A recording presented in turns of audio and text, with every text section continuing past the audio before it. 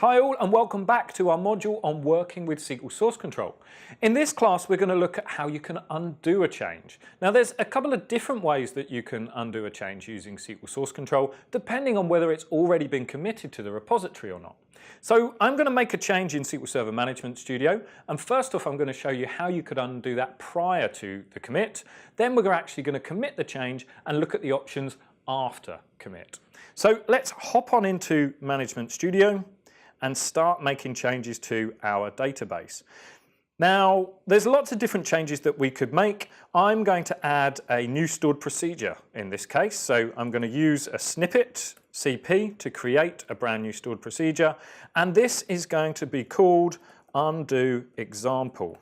And the body of the stored procedure is going to be select undo me.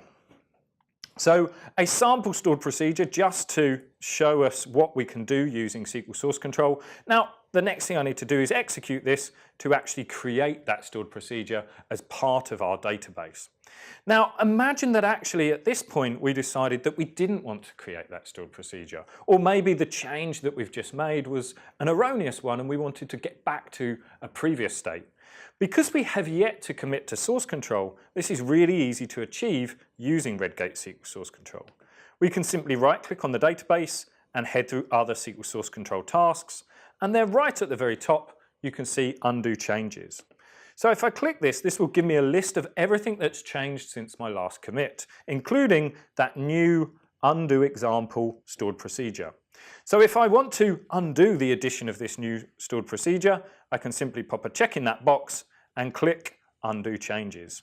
And then the database will be back to that previous state where we have no stored procedures by that name. And just to show that, I'm going to come in here and right click and do a refresh. And you can see no longer do we have undo example in our list of stored procedures. So that's how we can undo this prior to committing. But what about if we've already committed that change? Well, let's execute this code again to create that new stored procedure and make sure that it's present in our programmable objects. So I'll just do a refresh and we can see here we now have our undo example stored procedure. So I'm going to commit this into the source control repository by right-clicking and choosing commit changes to source control. This will show the addition of this new stored procedure, which we can include in the commit and add our comment. Added sproc. Click commit.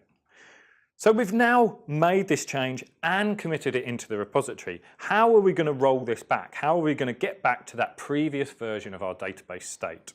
Well, actually, we can use the history. So if I right-click on my development database and choose View History, you'll see each state that's been captured in the repository is represented here by these various different version numbers.